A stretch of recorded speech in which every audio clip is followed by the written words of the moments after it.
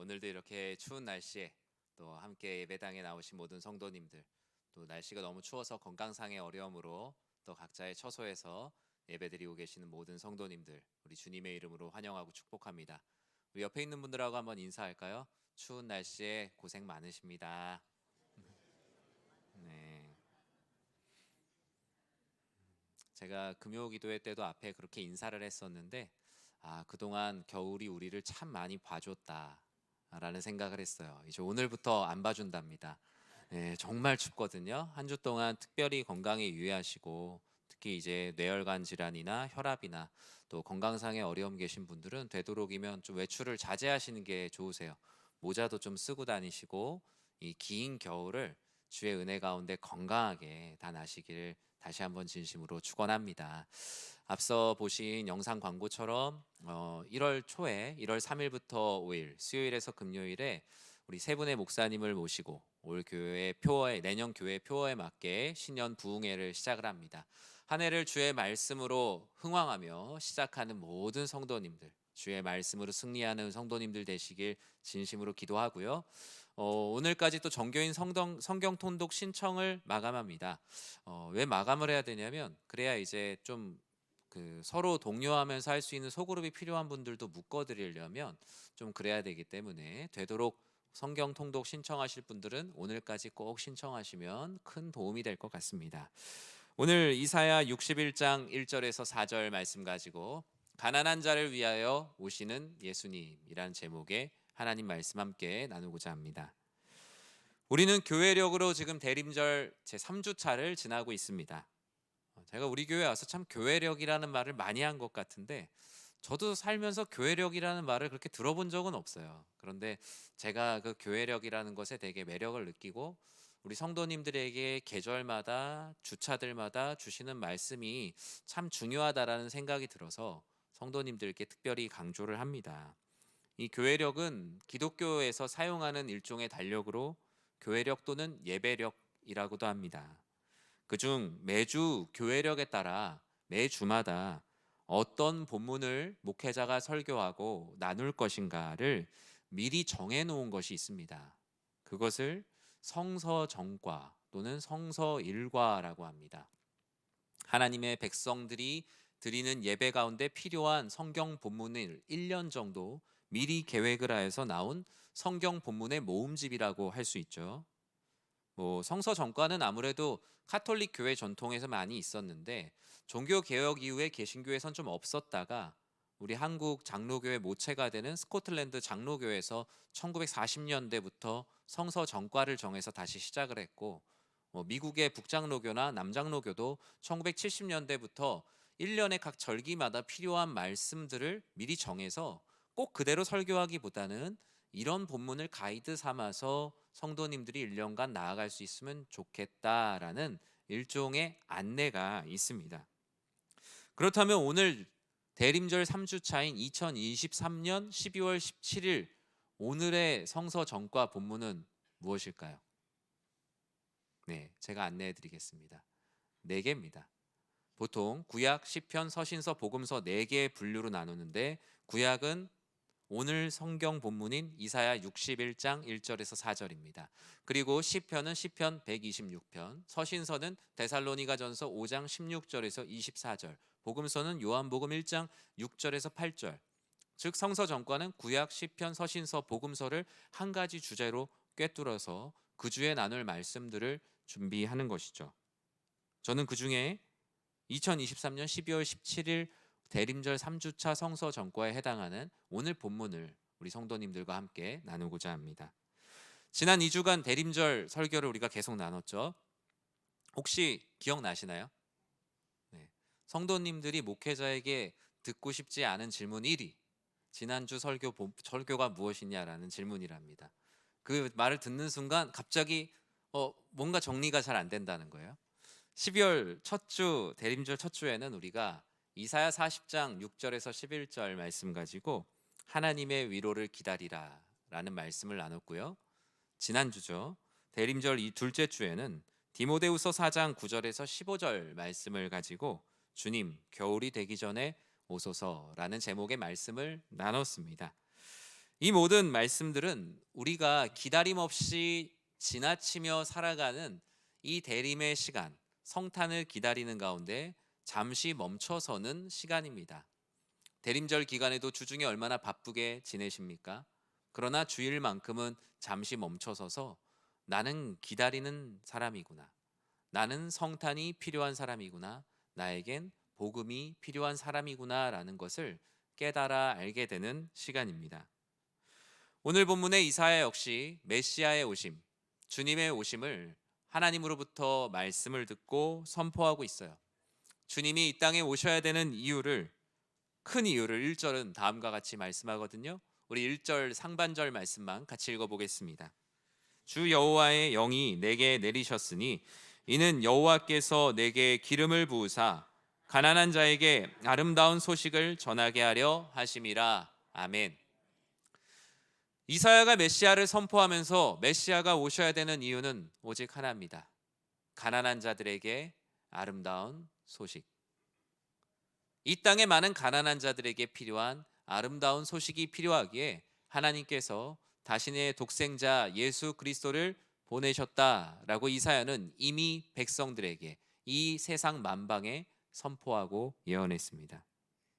분명한 것은 주님은 가난한 자를 위하여 오시며 아름다운 소식으로 오신다는 건데요. 그렇다면 가난한 자가 누굴까요? 성경은 가난한 자를 세 가지로 말합니다. 그 첫 번째는 스스로를 구원할 수 없다고 여기는 자가 가난한 자입니다. 재물이 없어서 가난한 것이 아닙니다. 어쩌면 성경은 아주 냉정하게 말합니다.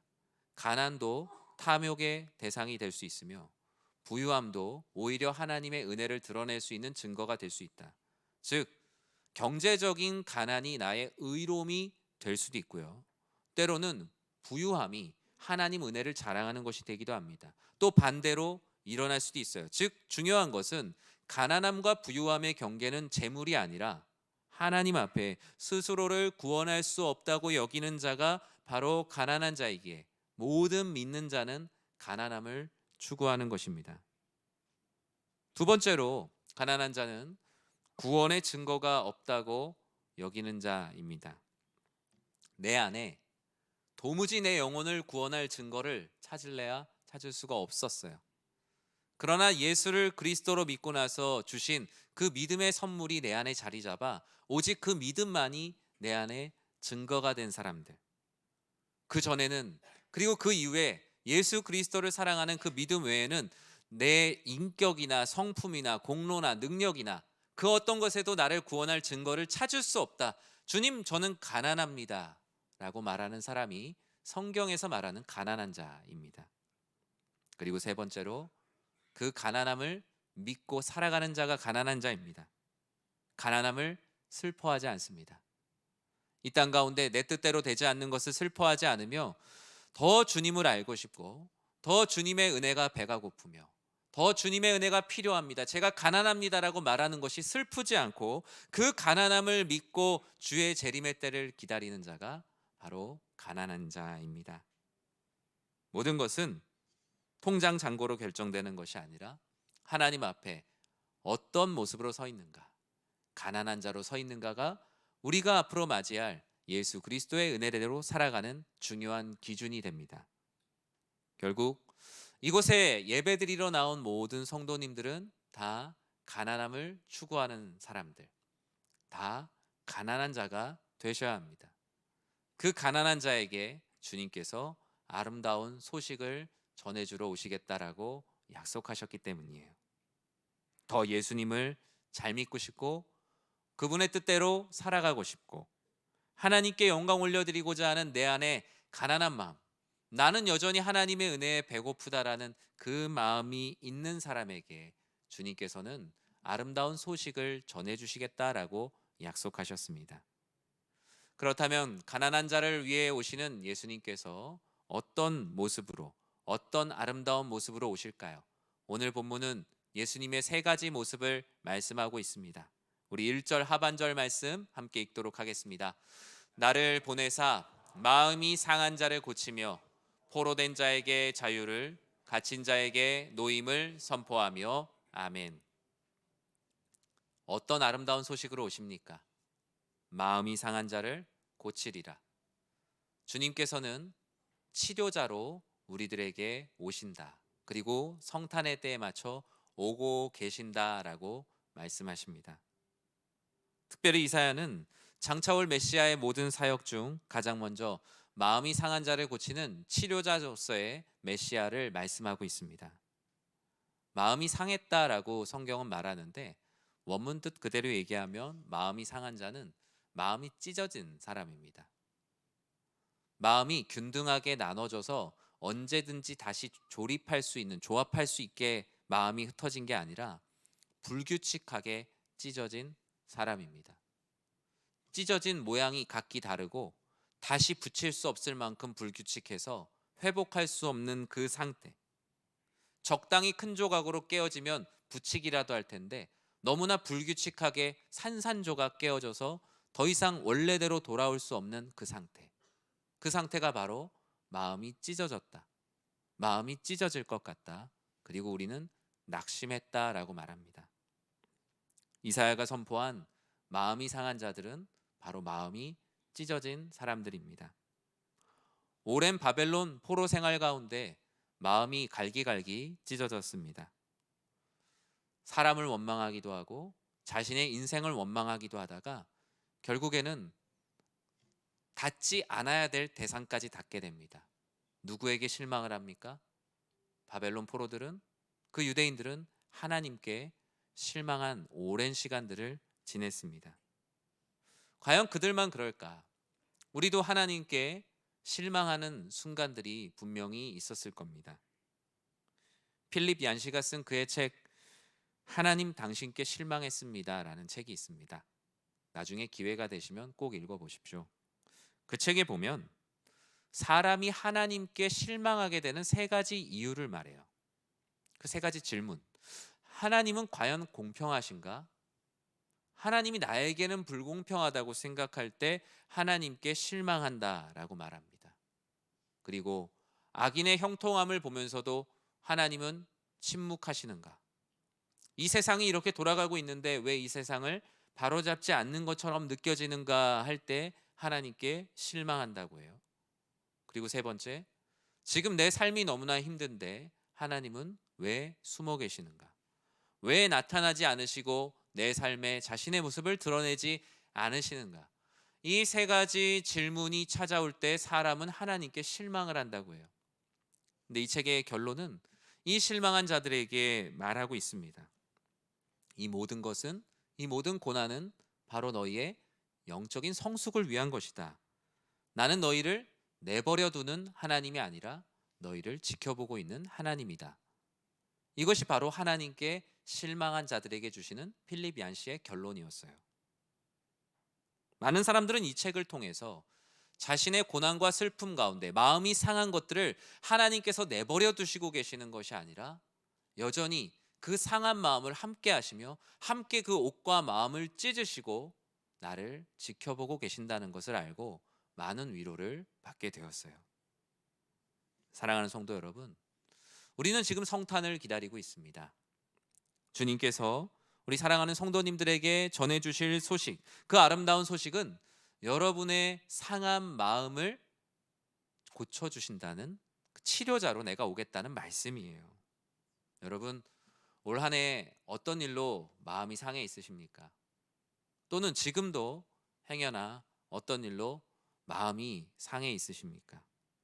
마음이 상했다는 표현으로 말할 수 없을 정도로 마음이 갈기갈기 찢어져서 내 마음이 어디 있는지조차 찾지 못하는 시간을 보내고 계시진 않습니까? 주님께서는 결코 여러분들의 마음을 상한 채로 내버려 두지 않으십니다. 여러분들의 마음에 그 슬픈 마음을 그대로 두지 않으십니다.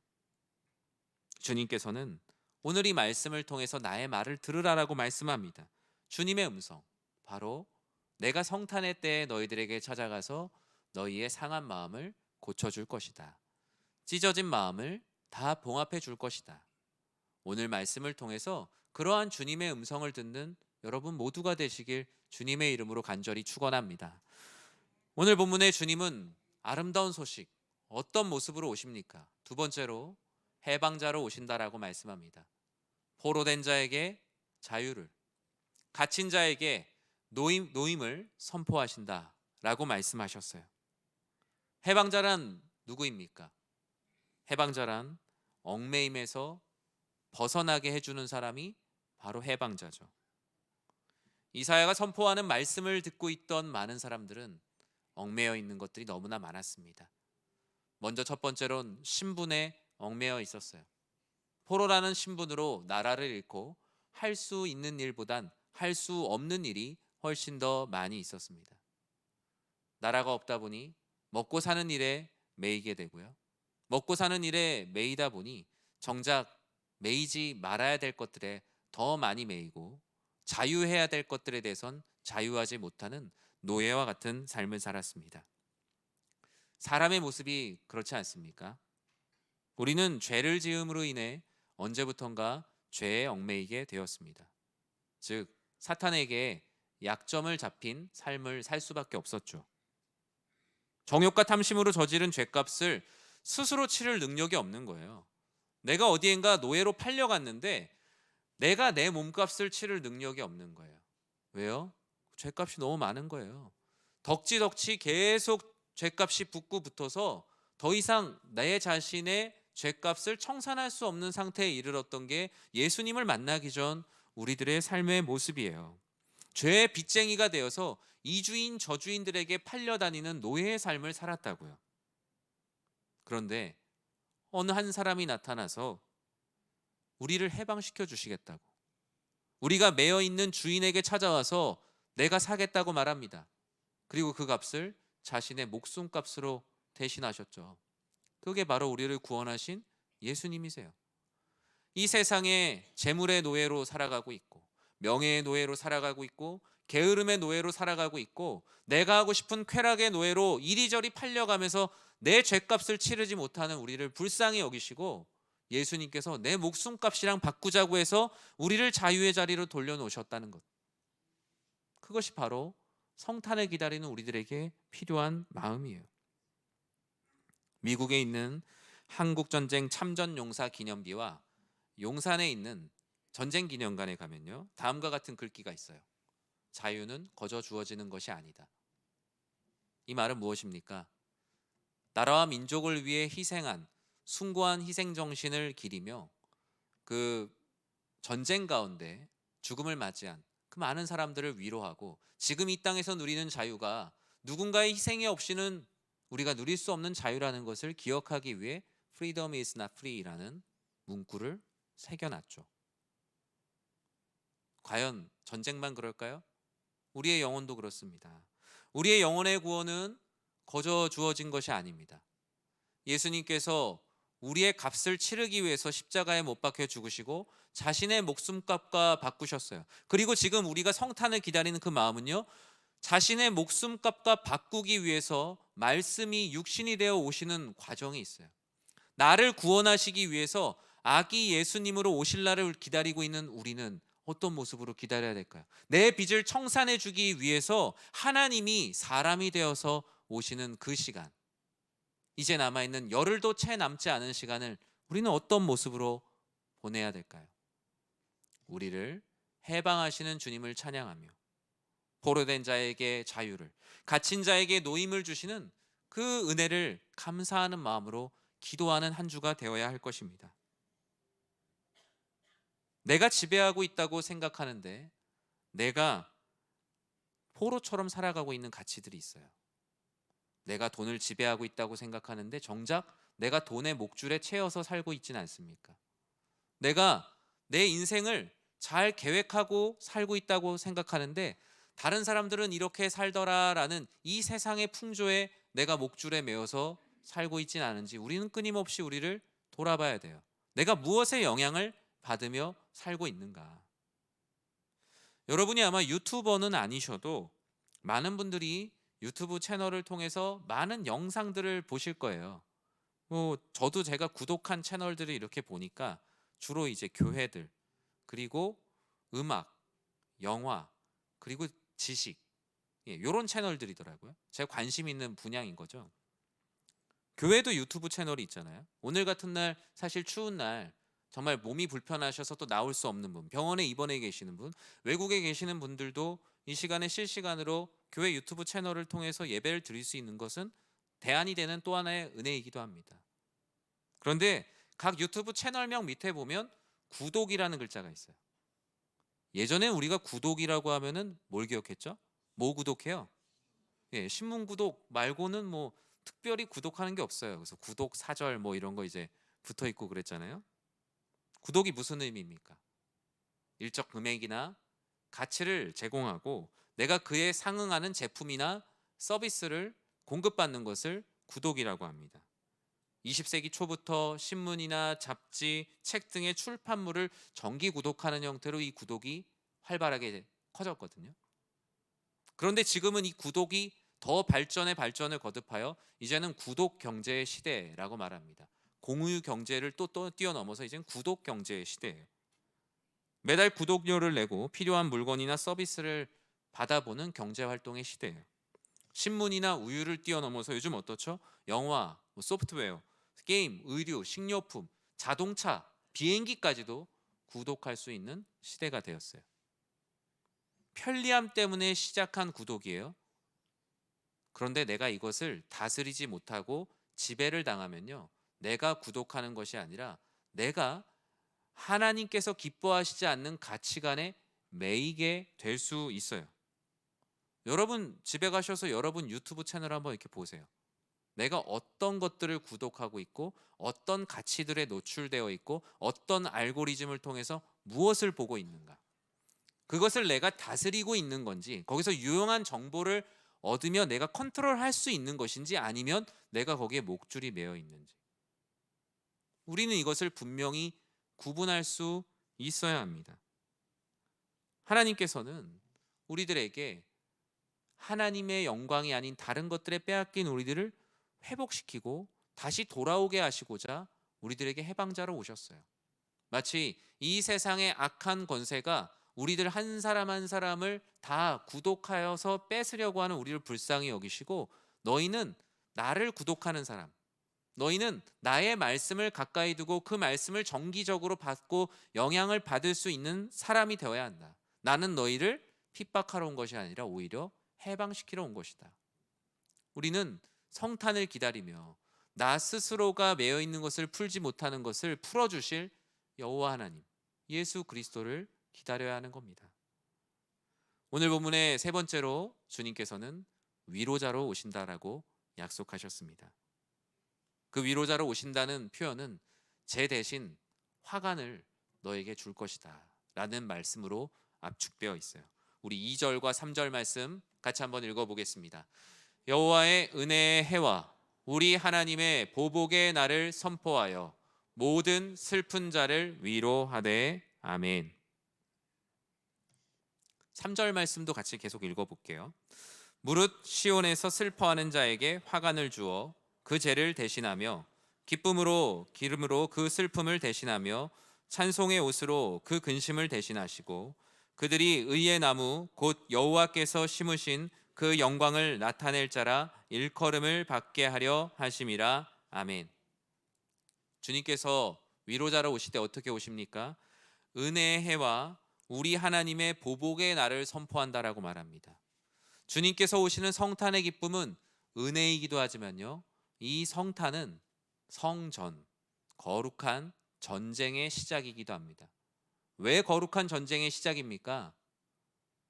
하나님의 자녀들, 이 세상에 뺏긴, 이 세상을 구독하고 이 세상을 구독자로 삼은 세상에 뺏긴 나의 자녀들을 이 전쟁을 선포해서 다 다시 데리고 오겠다는 예수 그리스도의 선전포고가 바로 성탄입니다. 성탄은 그런 의미에서 항상 따뜻하고 예쁘고 아기 예수님, 우리가 몽글몽글 생각하지만 사실 성탄 안에는 바로 이 세상에 예수 그리스도를 경배하는 것을 막으려고 하는 모든 원수로부터, 그들의 모든 악으로부터 우리를 구원하시고자 하는 예수 그리스도의 선전포고가 바로 성탄입니다. 그래서 오늘 본문에선 하나님의 보복의 날을 선포한다라고 말하는데, 보복의 날을 선포하여서 모든 슬픈 자를 위로하겠다라고 말씀합니다.